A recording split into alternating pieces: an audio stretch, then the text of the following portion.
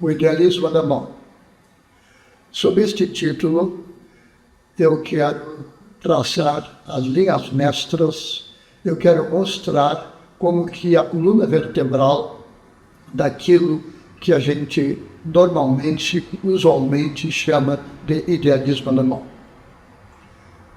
O idealismo alemão tem como antecessor a filosofia escolástica da Idade Média.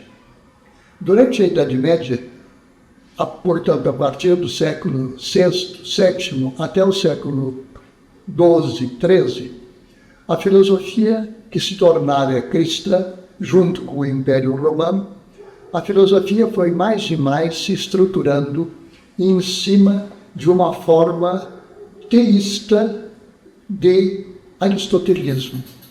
Portanto, uma filosofia aristotélica, mas na qual o conceito de Deus, o conceito do primeiro motor imóvel, que é um conceito aristotélico, entra para o núcleo dessa filosofia.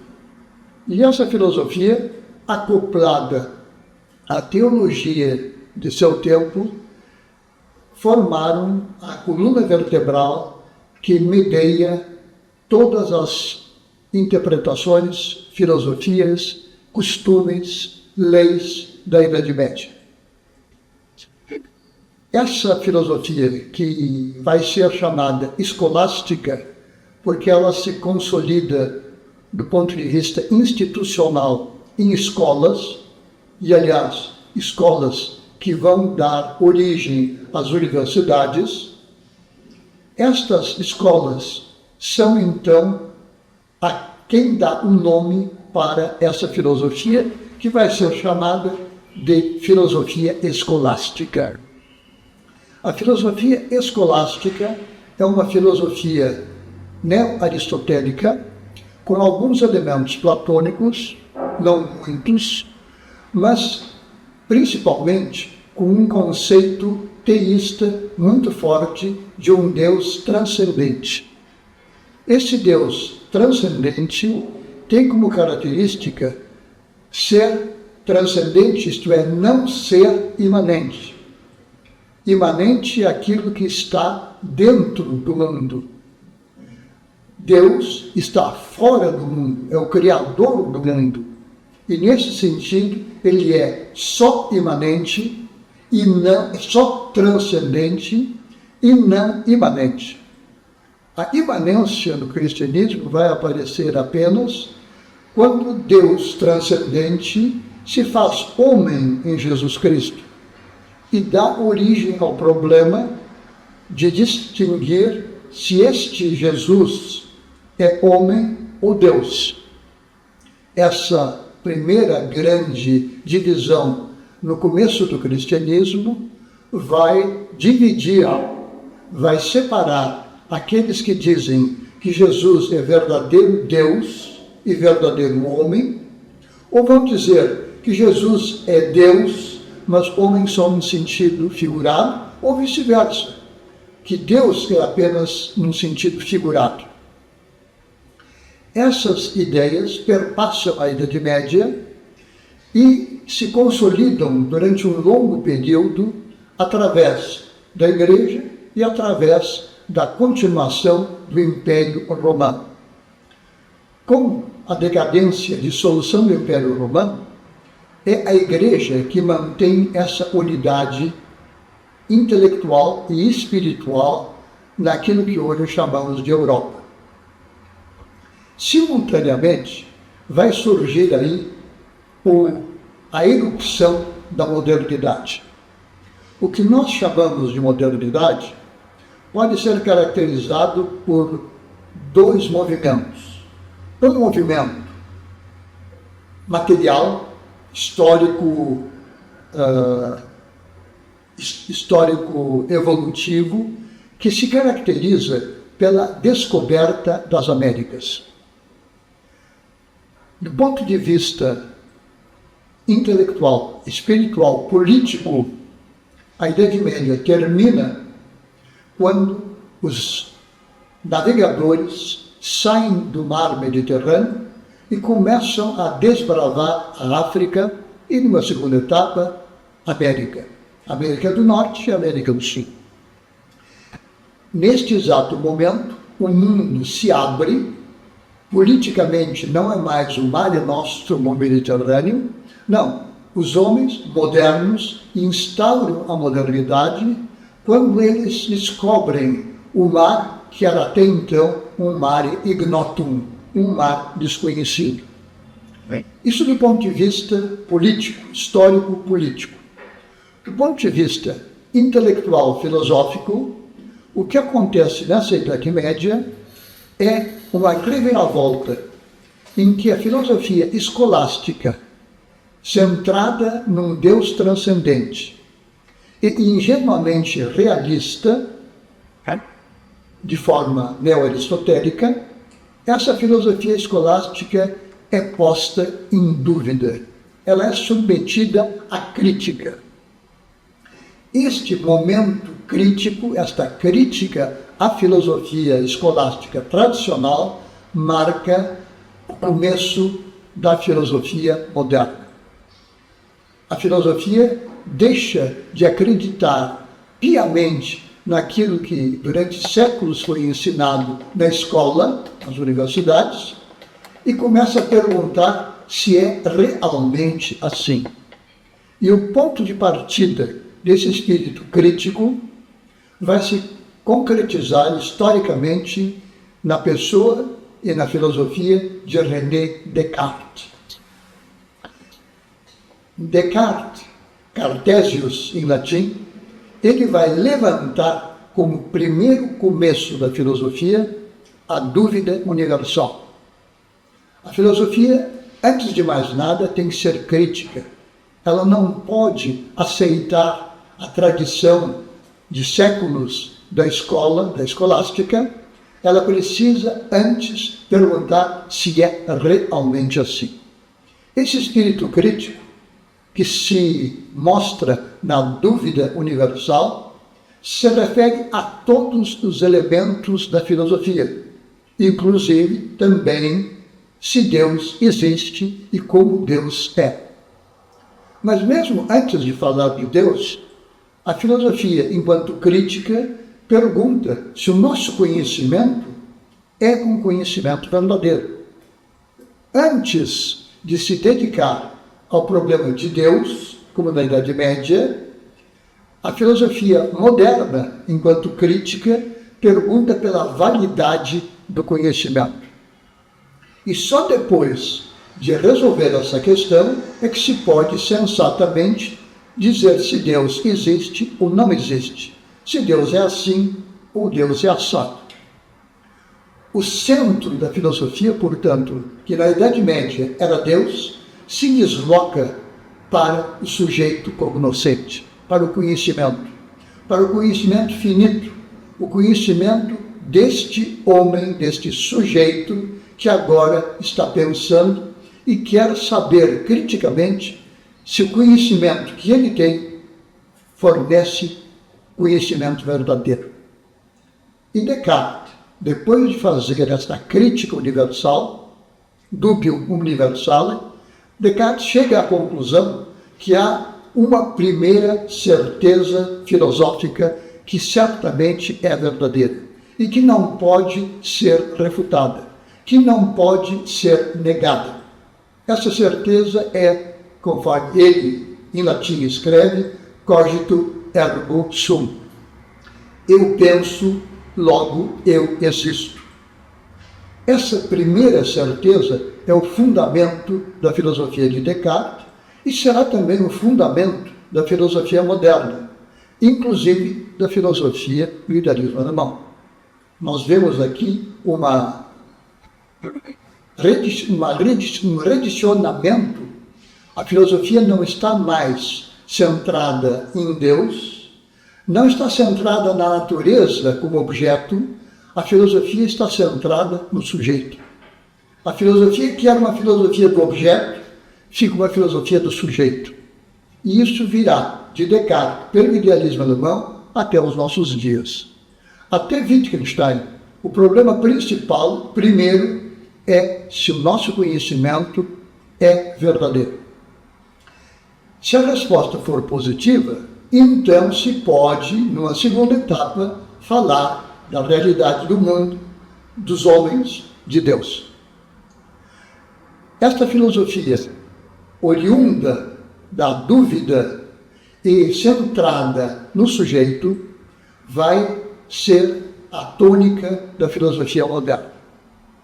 Descartes, muito logo, depois de aceitar a primeira verdade, que eu penso e logo existo, depois de acertar a verdadeira concepção de que eu existo e que não posso negar que eu existo, Descartes, muito logo, através de um argumento relativamente banal, diz que este eu, sujeito, é contingente e que, portanto, ele tem uma causa, e se ele tem uma causa que é contingente, ele pressupõe uma nova causa, que pressupõe novamente uma causa, até que se chegue a uma causa não causada, que é Deus. Descartes, portanto, muito logo, depois desse começo altamente crítico, através do argumento de causalidade, parte da existência contingente do sujeito falante para a existência de Deus. E a partir de Deus, ele vai dizer que as ideias de Deus, então, são verdadeiras. Como as ideias não são nossas, as ideias são de Deus, essas ideias são inatas.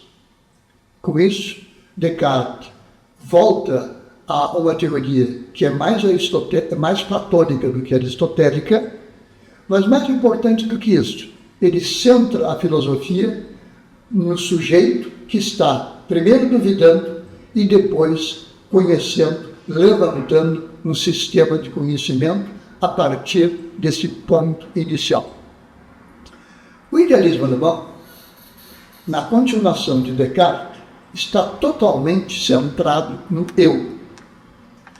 Mas, muito logo, isso se ampliou. E se ampliou mesmo antes de chegar ao idealismo alemão, em Kant. E eu quero já aqui declarar que, na minha opinião, Kant não pertence ao idealismo alemão. Geralmente se fala do idealismo alemão e se cita, então, Kant, Fichte, Schelling e Hegel como os grandes nomes do idealismo alemão.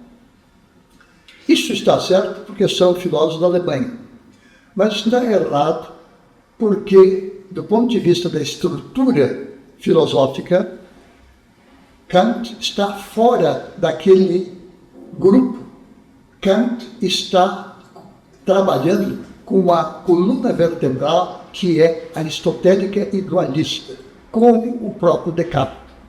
De sorte que na filosofia moderna nós teríamos que ver uma corrente que sai de Descartes, que é duramente dualista, saindo do eu, chegando até Deus, mas mantendo o dualismo de conhecimento de corpo, conhecimento sensível e de conhecimento ideia.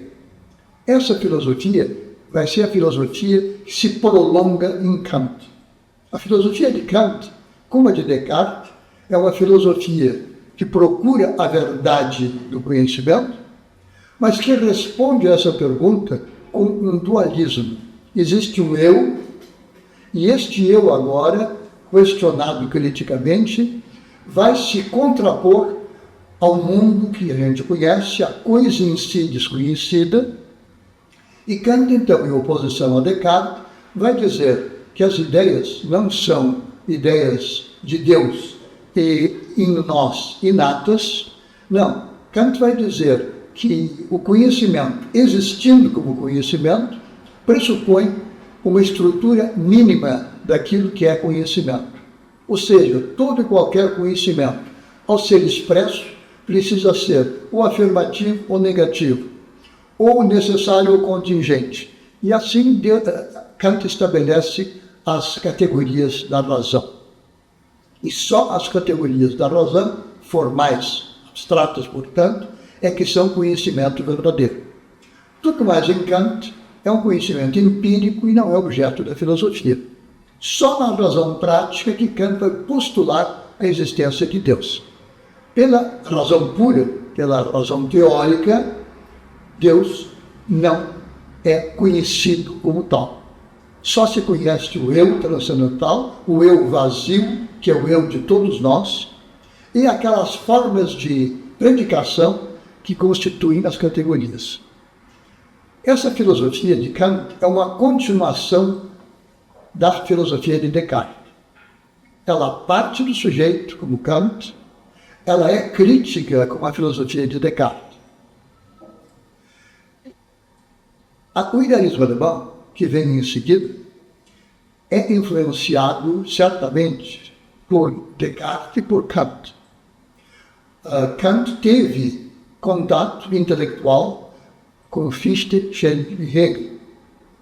Fichte, jovem, ouve e lê os livros de Kant. Então, eles estudam Kant como estudaram também Descartes. Agora, a concepção que parte de Fichte, Schelling e Hegel é uma concepção diferente.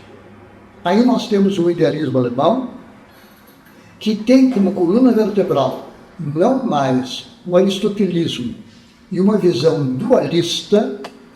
Nós temos aqui uma visão monista, em que a partir do eu se desenvolve tudo.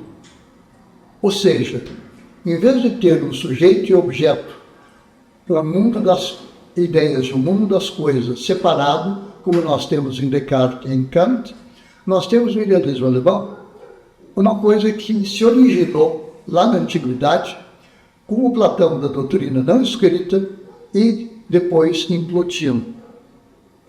A filosofia de Plotino é uma filosofia que parte do uno como o grande conceito originário. O um é aquilo do qual emana tudo. Do uno, que é também o bom e o belo, derivam, emanam, escorrem como a água numa fonte, escorrem os princípios, as ideias, os números e lá embaixo na pirâmide as coisas que se representam sob a forma de ideias, de números. A pirâmide de Plotino parte do uno e entende as ideias, os números, os conceitos e as coisas como derivadas, emanadas de um único princípio.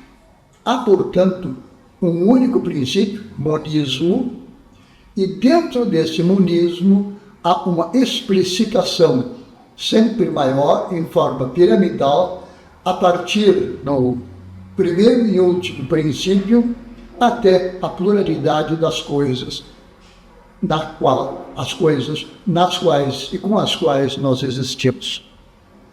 Essa filosofia de Plotino, que está existindo, mas não em primeiro plano, na Idade Média, no idealismo alemão, vem para o primeiro plano. O idealismo alemão não é neo-aristotélico como Descartes e Kant. Por isso, Kant não é, a rigor, não faz parte do idealismo alemão. O idealismo alemão não é dualista como Descartes e Kant. O idealismo alemão é monista e tem sua origem lá em Plotino e em Platão. No idealismo alemão, Fichte começa dizendo que a primeira certeza e a primeira proposição de um sistema filosófico é a frase: o eu põe o eu. Das Ich setzt das Ich. Esse por a gente pode botar em português como ao colocar cientificamente, eu estou dizendo que é posto, é. O eu é eu. Este é o primeiro princípio em Fichte. E esse primeiro princípio é absolutamente certo. Com isso, ele resgata aquilo que é a ideia original de Descartes. Não é um cogito ergo sum, mas é um eu que sou eu. Este eu que sou eu é, no idealismo alemão, um começo tão bom, tão duro e tão crítico como aquele de Descartes. A diferença é que Descartes vai agora derivar disso a existência de Deus e a existência de ideias em Deus e ideias inatas em nós. Fichte e o idealismo alemão vão partir do mesmo princípio original, eu sou eu, mas eles vão fazer agora o segundo princípio. Eu sou o não eu. Com essa ideia que eu sou eu, mas sou também o não eu, ou seja, a cadeira, a janela, o sol, ao dizer isso, o eu fica ampliado. E este eu, que conhece cadeira, janela, sol, é o eu que está conhecendo. Mas ele não está conhecendo apenas eu como eu, ele está conhecendo o eu como um eu que é janela, porta, céu, árvore, pássaros, sol. Este eu, portanto, é um eu que se repete, mas ele se repete enriquecido. O eu, como sujeito desta primeira proposição filosófica, parece ser vazio. Eu o quê? Eu sou eu. E ao dizer que esse eu sou eu sou não eu começo a dizer que o eu é tudo. E na hora que eu digo que o eu é tudo, eu tenho o núcleo do idealismo alemão. Tudo é eu. Tudo é espírito. Tudo é, eu diria, decorrência, emanação do eu. É do eu que emana tudo.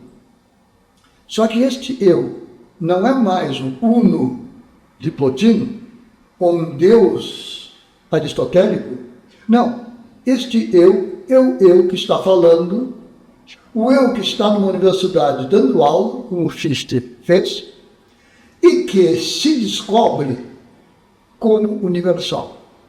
O eu que fala, na hora que fala e diz algo para qualquer outro, ao falar, ao dizer, se transforma no universal. Ele não consegue ficar em sua singularidade individual. O eu que é um eu que é mais do que a singularidade do indivíduo. Mas a singularidade do indivíduo nem sabe que ela é eu. Ela não pode dizer eu sou eu, porque a singularidade poderia dizer apenas eu. Não pode dizer sou eu. E na hora que eu digo eu sou eu saio da singularidade e entrei não apenas na pluralidade, mas eu entrei na totalidade das singularidades do mundo. Eu entrei na universalidade do mundo. De sorte que o idealismo alemão, já em Fichte, tem o eu como ponto de partida, e este eu objetivo, o eu que é pensado e dito como eu, vai aparecer com o universo, a unidade das coisas, na qual eu sou uma parte. Então o eu, que como sujeito individual aparece, reaparece como parte daquela totalidade que se organiza no mundo. E a tarefa do filósofo no idealismo alemão é, a partir deste primeiro princípio e do segundo princípio, eu sou não eu, a partir desses dois princípios, explicar, e na medida do possível eles querem deduzir a pluralidade das coisas. E aqui nós temos a mesma ambiguidade e o mesmo problema que em Plotino. Isso é possível de ser deduzido? Pode a gente, a partir deste eu, sou eu, deduzir a pluralidade das coisas? A existência da cadeira, da cabra, do livro? Esta pergunta, que é fundamental, nunca é respondida claramente pelo idealismo alemão. O idealismo alemão, e isso vem de Fichte até Engels, Marx, ele fica tão preso a esta universalidade que a gente não sabe direito se agora é possível deduzir ou se a gente pode abrir os olhos e receber conhecimento mediante os sentidos. A rigor, o idealismo alemão, em Fichte, E no começo, nas primeiras obras de Schelling, o idealismo alemão quer deduzir. Entender, para ele, significa deduzir. E isso vai ser objeto de grandes discussões e de refutação. Quando a gente refuta o idealismo alemão, de Fichte, um jovem Schelling, a gente está refutando a possibilidade de deduzir o mundo em sua singularidade. Mas Fichte tentou fazer isso, claramente. E ele tenta, e é muito estranho e típico, cada vez que ele tenta, ele vê que há um alôgo. Ele fracassa. Por isso é que este livro de Fichte, que se chama Wissenschaftslehre, Doutrina da Ciência, se repete com o mesmo título 4, 5 vezes, e Fichte nunca consegue escrever este livro até o fim. Ele começa com um ótimo começo, o eu é eu, o eu é não eu, mas na hora de continuar para deduzir a pluralidade das coisas do mundo, ele fracassa. E essa tentativa e esse fracasso levam então Fichte a deixar esse ponto de lado e se debruçar numa segunda etapa a algo que é muito importante, que ele faz muito bem, a filosofia do Estado, a filosofia do direito, a filosofia que nós hoje chamaríamos de filosofia política. Só que esta filosofia do Estado, filosofia política, do Fichte tardio, está desconectada do Fichte clássico, que começa com eu sou eu. E ele não consegue ligar estes dois pontos. Este é o momento em que o jovem Schelling, que foi ligado a Fichte, aluno de Fichte, Schelling, vendo o problema, assume praticamente a mesma posição que Fichte tinha, mas já sabendo do problema que ele vai encontrar. E os escritos do jovem Schelling, até 1803, 1804, são uma tentativa nova de fazer o começo como eu sou eu, o eu põe o eu, mas além disso, chegar à multiplicidade das coisas. Quando isso passa para Hegel, Hegel, que tem o mesmo problema, o mesmo ponto de partida, Hegel vai dizer, num texto clássico da ciência da lógica, se alguém quiser chamar isso deduzir, pode, mas não é deduzir no sentido estrito. Não é deduzir no sentido duro que se usa na matemática, na geometria. E aí fica a pergunta, mas então como é que isso funciona? E essa pergunta, nem Fichte, nem Schelling, nem Hegel conseguem responder corretamente, satisfatoriamente.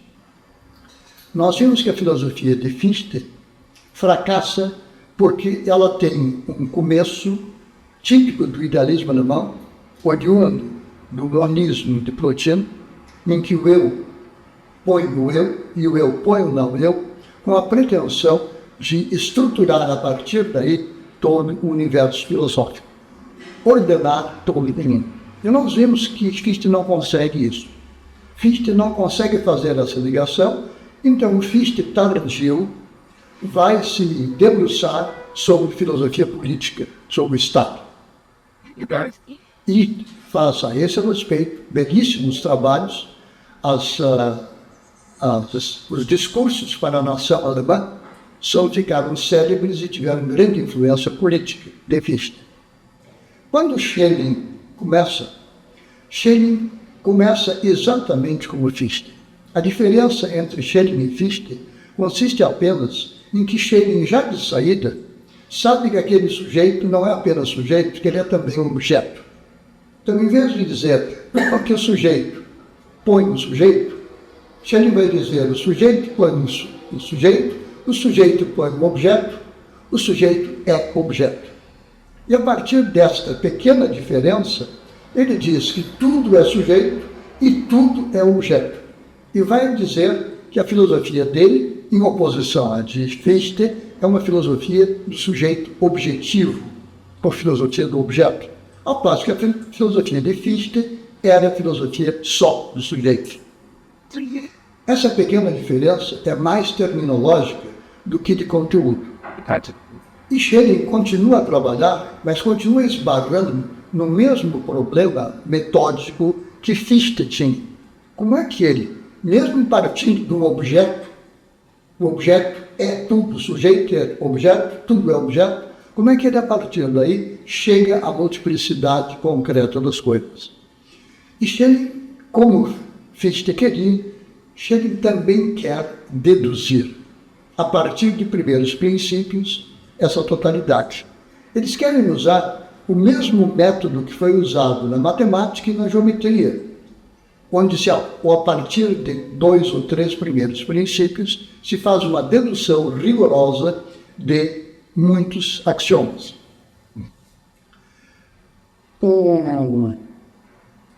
A filosofia de Schelling entra no mesmo atoleiro que a filosofia de Fichte. E o que vai acontecer é que, então, na história da filosofia, nós vamos falar do primeiro Schelling, que é aquele que faz a tentativa original, e o segundo Schelling, que, como Fichte, o segundo Schelling vai chamar isso de filosofia positiva.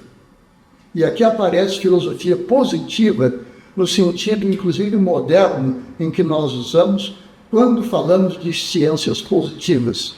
Quando ciência positiva é aquela que vai observar o mundo e do mundo tirar conteúdos que ela organiza numa ciência positiva e não numa ciência especulativa dedutiva. Só que em Schelling nós temos o Schelling jovem e o Schelling tardio. O Schelling jovem é o Schelling idealista dedutivo, que fracassa, como Fichte fracassou, e agora vai tentar fazer uma filosofia positiva. E ele, como que tem vergonha de assumir essa positividade, não sabe bem de onde tirar essa positividade, mas fala claramente que é uma ciência positiva. Esse é o lugar em que Hegel entra. Hegel foi colega de Schelling. Ambos partem dos mesmos pressupostos.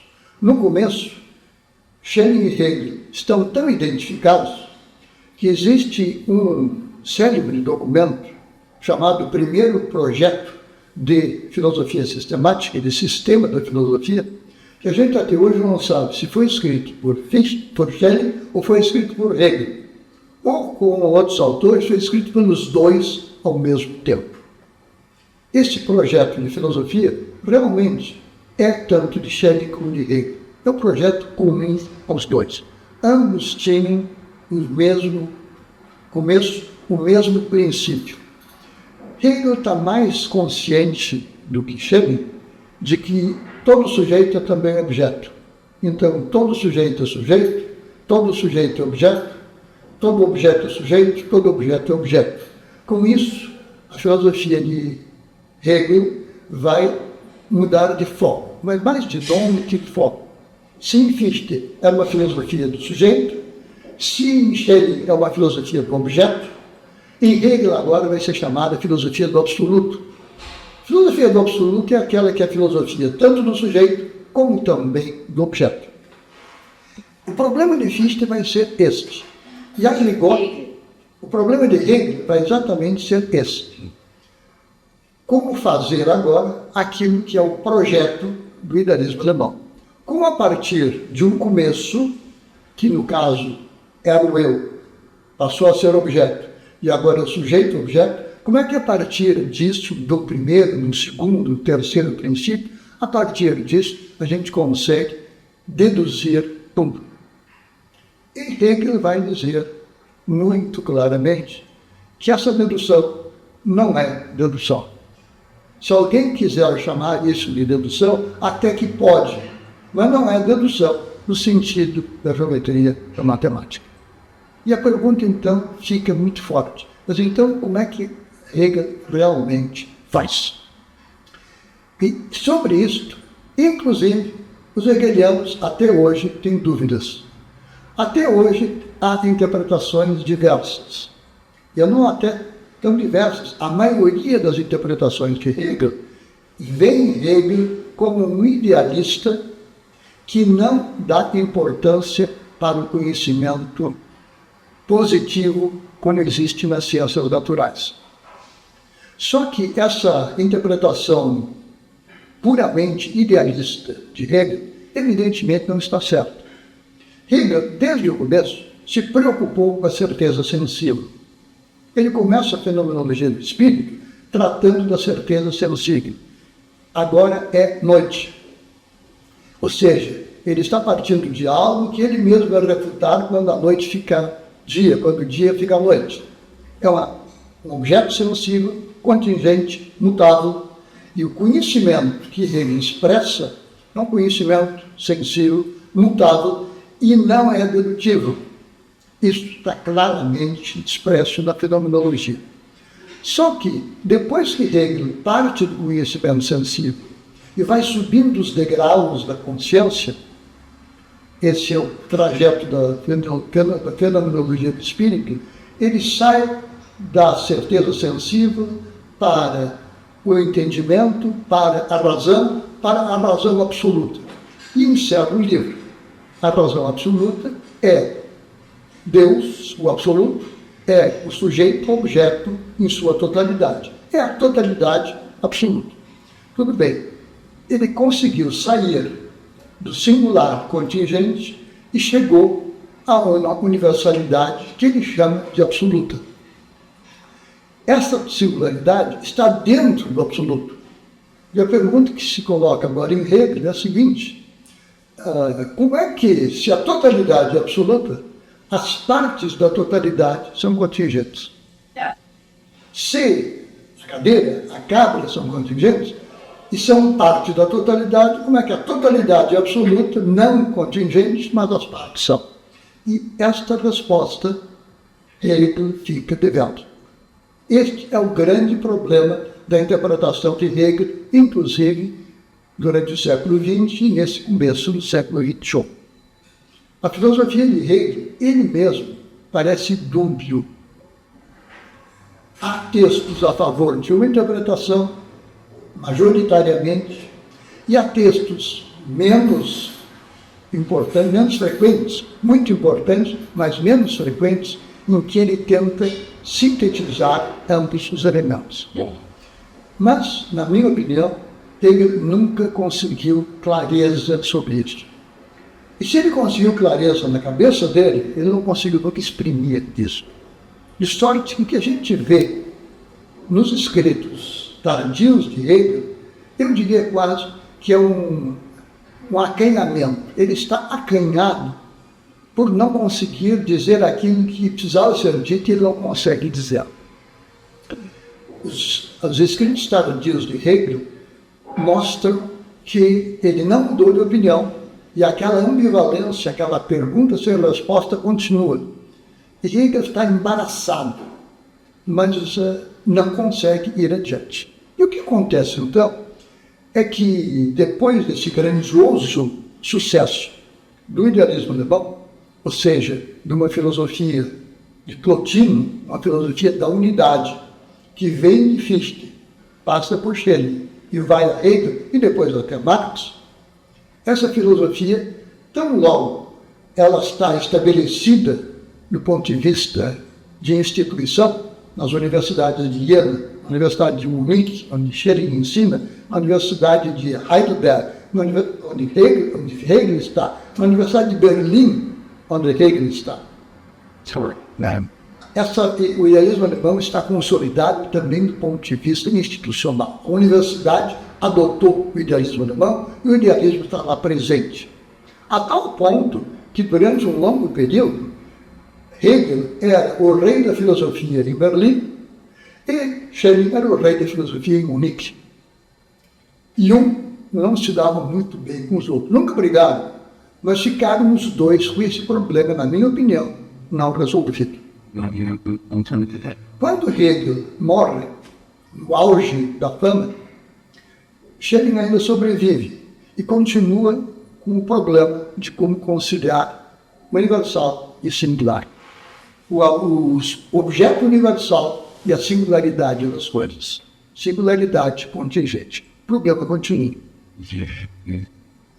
Quando nós vemos esse ápice da filosofia alemã, o que vai acontecer é a destruição do sistema. Todos os grandes filósofos, face a isso, começam a ser críticos de Hegel. A única exceção é Marx. E Marx, no começo, não é levado muito a sério. Marx é um hegeliano típico que apenas, em filosofia da economia e filosofia do direito, resolveu ampliar o sistema de Hegel à maneira dele. E ele, então, pressupõe expressamente a ciência da lógica como base. Nós diríamos hoje quase toda aqui a enciclopédia de Hegel, apenas a parte final, sobre filosofia do direito e filosofia do Estado. Marx, copiando o erro de Hegel, faz uma filosofia da sociedade, filosofia essa que é necessitária. Por isso é que no marxismo a revolução é necessária e inexorável. É por isso que no marxismo o indivíduo e sua liberdade são esmagados. Isso não é defeito de Marx, é defeito de Marx, mas é um defeito que vem de Hegel. De sorte que, sobre esse aspecto, a filosofia idealista trabalha não só com Fichte, Hegel e Hegel, mas também com Marx, que, embora se chame materialista, está fazendo idealismo alemão. O marxismo é uma forma do idealismo alemão e tem o mesmo erro central que o idealismo alemão tinha. Se a gente abstrai do marxismo, toda a crítica contra o idealismo alemão vai construir em destruir a unidade ou então destruir o sistema. É impossível fazer um sistema. E quem pretende fazer um sistema está sempre condenado a fracassar. E nós então veremos na esteira da crítica ao idealismo alemão cada vez mais forte a ideia de destruição. Isso vai aparecer fortemente em Nietzsche. De sorte que a filosofia crítica de Nietzsche, que no começo fazia filosofia grega, e tinha enormes conhecimentos de filosofia grega, Nietzsche, na maturidade, é um filósofo destrutivo. Mas destrói o quê? Contra que Nietzsche fala? Contra o sistema. Principalmente o sistema de Hegel. Mas, em geral, contra o sistema do idealismo alemão e ampliando contra a filosofia como sistema. De sorte que em Nietzsche vai aparecer a destruição da razão. O tema central de Nietzsche é que a razão não é razão, a razão é irracional, a razão é irrazão. E daí então consequências tremendas, que se tudo é irrazão, surgirá então o super-homem que vai se adonar da razão como se razão fosse, mas que razão não é. Dentro deste quadro, nós vemos então o idealismo alemão e a crítica contra o idealismo alemão, como ela começa em Nietzsche. E ela vai continuar. Todos os filósofos posteriores vão trabalhar a multiplicidade, dizendo que o sistema como unidade é impossível. E o mais importante, mais bonito exemplo, na minha opinião, se chama, na filosofia do século XX, Ludwig Wittgenstein. Wittgenstein, no século XX, é, em minha opinião, o mais importante filósofo. E o que Wittgenstein faz? Wittgenstein, começa com Descartes e Kant. Ele quer saber, primeiro, se o conhecimento é verdadeiro. Se nós conseguimos formular conhecimentos verdadeiros. Até aí, ele é kantiano. Até aí, ele também é o idealismo alemão em seu começo, em sua raiz. Só que Wittgenstein pretende fazer o sistema de uma maneira diferente. Ele senta lá em Viena, e nas trincheiras da Segunda Guerra, da Primeira Guerra Mundial, e nas trincheiras ele escreve um livro em que seria o sistema filosófico do século XX. Ele vai agora dizer o seguinte, que eu conhecendo, elaborando a estrutura da linguagem, eu conseguirei elaborar a estrutura do mundo. Ou de forma mais dura. Quando a gente conhece a estrutura da linguagem, a gente conhece a estrutura do mundo. Daí, então, que Wittgenstein se dedica à análise da linguagem. E daí virá, no século XX, toda a segunda metade do século XX, na Grã-Bretanha e nos Estados Unidos, a filosofia analítica. Análise de quê? Análise da linguagem. E eles querem analisar a linguagem para, sabendo a estrutura da linguagem, dizer qual é a estrutura do mundo. Só que ele não consegue. E é o próprio Wittgenstein, que, depois de longo período sem escrever, no segundo livro, que ele mesmo publicou, ele nas considerações filosóficas, ele faz um prefácio dizendo: eu cometi um grande erro. E agora, e aí continua uma introdução ao que ele vai fazer. Nas investigações filosóficas, Wittgenstein fez o quê? Ele abandonou a ideia de sistema, abandonou a pretensão de fazer uma explicação do mundo, abandonou a ideia de ter conseguido formular a estrutura da linguagem e, portanto, a estrutura do mundo. Ele não sabe mais se a estrutura do mundo é igual ou diferente da estrutura da linguagem. Mas ele tem dúvidas se existe uma estrutura da linguagem. E ele descobre que diferentes linguagens têm diferentes estruturas. E essas diferenças de estrutura, ele procura peneirar para ver se há uma estrutura das estruturas, a linguagem das linguagens, uma metalinguagem. E aí ele morre, sem ter dado resposta, sem ter conseguido responder. E ele mesmo escreve que esse é o problema não resolvido, no qual ele ainda trabalha e no qual ele tem esperança. E depois dele, nós vamos encontrar, então, a filosofia, assim dita, analítica, que vai fazer análise da linguagem e, a rigor, esperando fazer uma análise do mundo.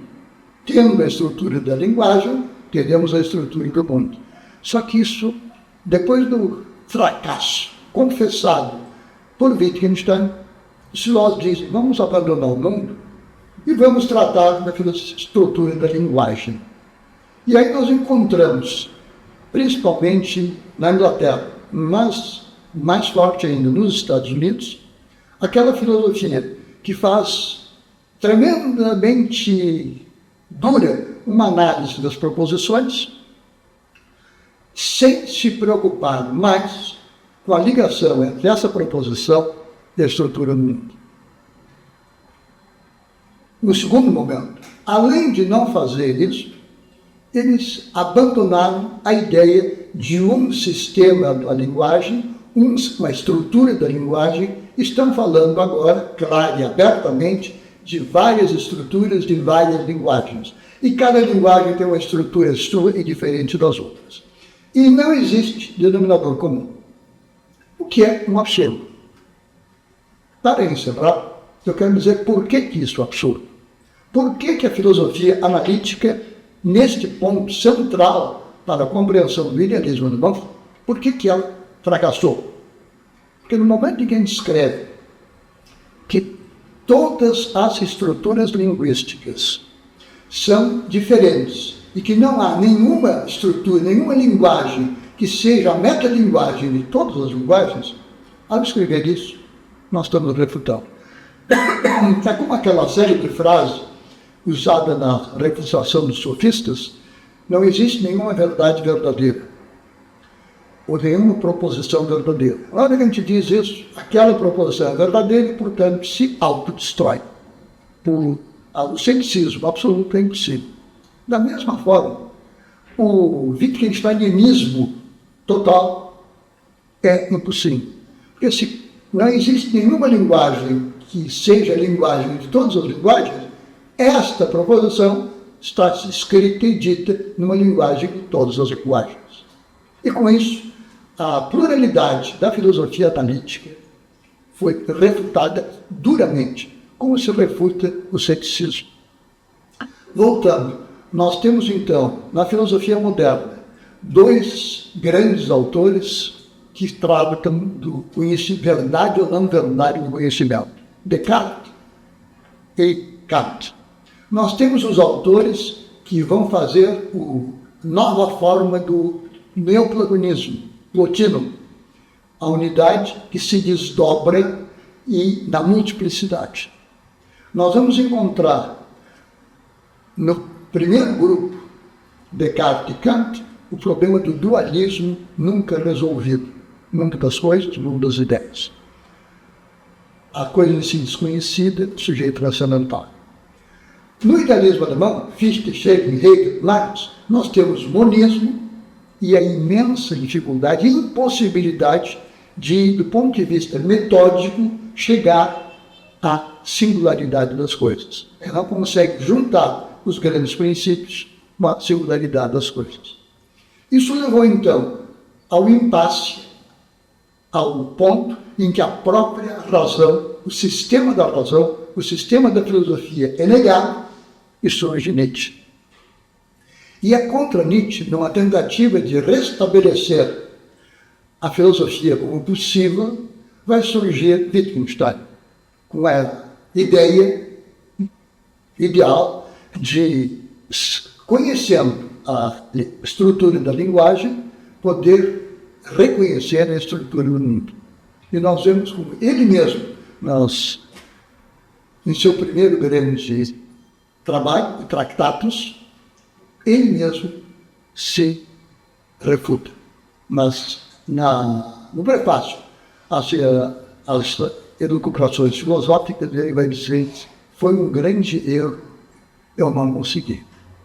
E ele aí cai no pluralismo das múltiplas análises e das múltiplas estruturas. De sorte que não há uma estrutura do universo e não há também uma única estrutura de uma linguagem. Na hora que a gente afirma isso, entretanto, essa proposição típica da filosofia analítica contemporânea, ela fica autorrefutável. E o que significa que nós, querendo ou não querendo, estamos de volta àquele problema que surge com Descartes, que levou a Kant, que surge com Fichte, leva a Schelling, Hegel e Marx. Não dá para não entrar neste problema. Quando a gente tenta sair dele, a gente volta. Muito obrigado pela atenção.